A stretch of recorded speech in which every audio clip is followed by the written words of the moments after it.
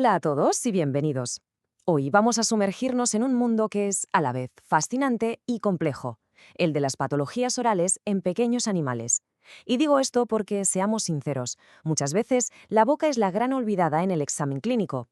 Pero como vamos a ver a lo largo de esta sesión, es en realidad una ventana increíble a la salud general del paciente. Así que nuestro objetivo hoy es desarrollar un enfoque, un sistema para interpretar todos esos signos que a veces se nos esconden. Y esta es la pregunta que tiene que guiarnos siempre. ¿Qué nos está diciendo la boca del paciente? Porque, de verdad, no podemos pensar en ella como una estructura aislada. Es un espejo de lo que está pasando en el resto del cuerpo. Aprender a leer esas señales, a interpretarlas, es la clave para llegar a un buen diagnóstico. Y el reto es que a veces esas señales son increíblemente sutiles. Bien, este es el plan de vuelo para hoy. Vamos a empezar sentando las bases, poniendo un lenguaje común. Luego nos meteremos de lleno en lo que más vemos, la inflamación. Abordaremos un caso muy particular, el enigma eosinofílico felino, y después el gran reto de las masas orales. Y para terminar, unificaremos todo con unos principios clínicos que nos servirán para cualquier caso. Muy bien, pues vamos a empezar por el principio de todo, el lenguaje, para poder diagnosticar bien y sobre todo para comunicarnos eficazmente. Y no solo entre nosotros los veterinarios, sino también con los propietarios, es absolutamente fundamental que todos hablemos el mismo idioma, porque al final la precisión en las palabras es el primer paso para la precisión en el diagnóstico. El término clave aquí, el que seguro que todos usamos, es estomatitis. Pensemos en él como un gran paraguas que cubre cualquier inflamación de la mucosa oral. Pero lo interesante es que este término, por ser tan general, nos obliga a ir más allá. Nos obliga a preguntarnos, vale, pero ¿dónde está la inflamación exactamente? ¿Es en las encías y por tanto una gingivitis? ¿Es en la lengua una glositis? ¿O en el paladar una palatitis? Definir esa localización es de verdad el primer paso para empezar a buscar la causa. Y ahora sí, nos metemos de lleno en el pan de cada día de la clínica, en lo que vemos una y otra vez, la inflamación. Ya sea como enfermedad periodontal o como estomatitis, es, sin ninguna duda, la patología oral más común a la que nos vamos a enfrentar.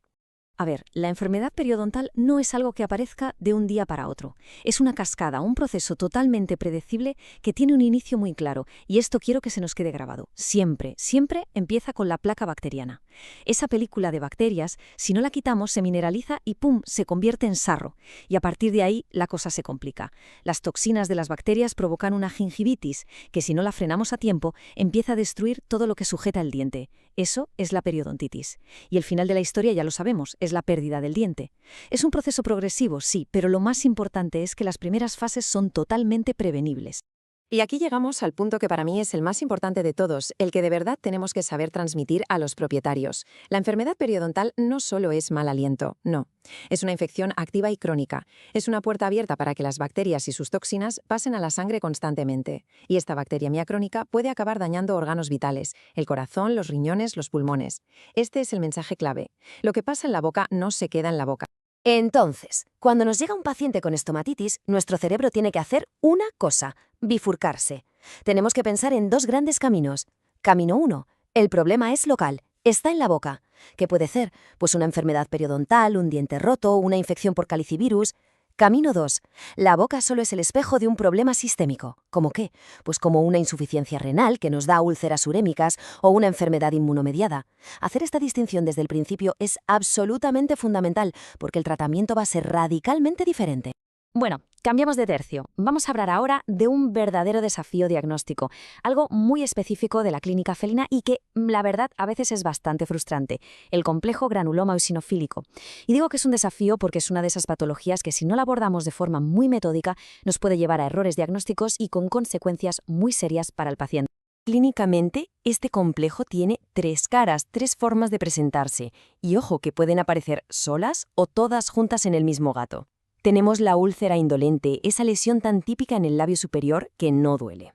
Luego está la placa eosinofílica, que son esas lesiones rojizas, elevadas y que pican mucho.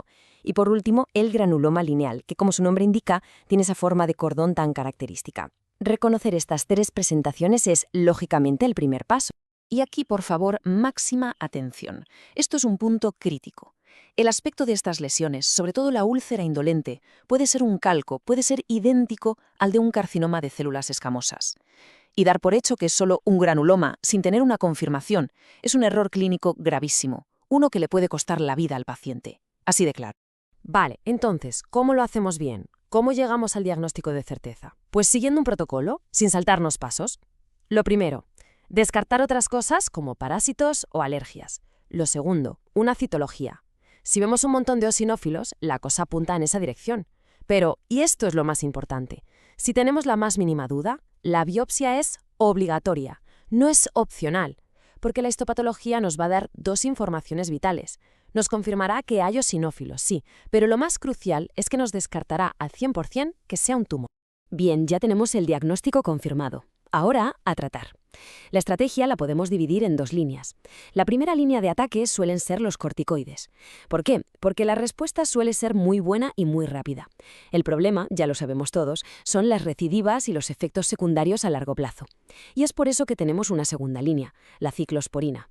Es perfecta para esos casos que no paran de volver o para pacientes en los que no queremos o no podemos usar corticoides de forma crónica. Es un inmunomodulador fantástico que nos da un control a largo plazo y que a menudo va genial si lo combinamos con una dieta hipoalergénica.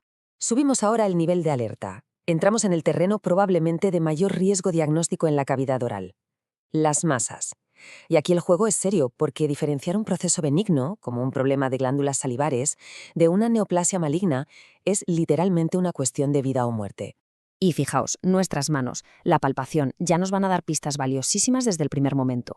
Si tocamos una masa y es blandita, fluctuante, como un globo de agua, y no duele, es muy probable que estemos ante un sialocele. En cambio, si lo que palpamos es una masa dura, firme, que parece que está pegada a los tejidos de debajo, eso lamentablemente tiene muchos más números de ser un tumor maligno. Esa primera sensación al tocar ya tiene que dirigir todo nuestro plan diagnóstico. Y sobre esto, un apunte clínico de esos que hay que grabarse a fuego. Nunca, y digo nunca, nos limitemos a pinchar y drenar un mucocele. Es un tratamiento inútil, una pérdida de tiempo. ¿Por qué? Porque la glándula salival sigue ahí, sigue produciendo saliva, así que la masa va a volver a salir, sí o sí. El único tratamiento que cura de verdad un sialocele es la cirugía, es extirpar la glándula afectada. No hay otra.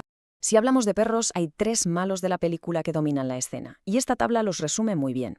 Primero, el melanoma. Ojo, que pueden no tener pigmento, es muy agresivo y le encanta hacer metástasis. Luego, el carcinoma de células escamosas. Su problema es que es súper invasivo a nivel local, se come el hueso. Y por último, el fibrosarcoma. Este no suele dar muchas metástasis, pero tiene un problema enorme. Si no lo quitas con márgenes muy amplios, vuelve a salir.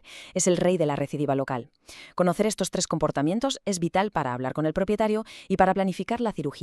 Muy bien, y ya para ir terminando vamos a juntar todas las piezas. Vamos a resumir todo lo que hemos hablado en unos principios clínicos fundamentales. La idea es tener una hoja de ruta, un protocolo que nos sirva de guía siempre que nos enfrentemos a un problema en la boca de un paciente. Ante cualquier masa oral sospechosa, hay un protocolo de estadificación que no es negociable. Son 3 pasos que tenemos que hacer siempre. Paso 1. Imagen avanzada. Necesitamos un TAC de cabeza y tórax para ver 2 cosas: hasta dónde llega el tumor en la boca y si hay metástasis en los pulmones. Paso 2. Tejido. Una biopsia incisional. Necesitamos que un patólogo le ponga nombre y apellidos a esa masa. Y paso 3. Ganglios. Hay que pinchar los ganglios regionales para ver si el tumor ha viajado hasta allí. Sin estos 3 pilares, cualquier decisión que tomemos sobre el tratamiento será a ciegas. Así que si nos tenemos que quedar con una sola idea, que sea esta. La clave del éxito es ser sistemáticos. Aquí no valen los atajos. El orden es examinar, tomar muestras, hacer pruebas de imagen y estadificar. Y todo esto antes de decidir el tratamiento. Porque actuar sin tener toda esta información no es ser valiente, es sencillamente trabajar a ciegas. Y me gustaría terminar con una reflexión, una pregunta que nos lanza hacia el futuro. El manejo de muchas de estas enfermedades crónicas está cambiando a una velocidad de vértigo. La pregunta es, ¿estamos realmente preparados en la clínica diaria para esta nueva era de terapias inmunomoduladoras, de terapias dirigidas? La respuesta, yo creo, está clara. Tenemos que seguir formándonos siempre. Muchísimas gracias por vuestra atención.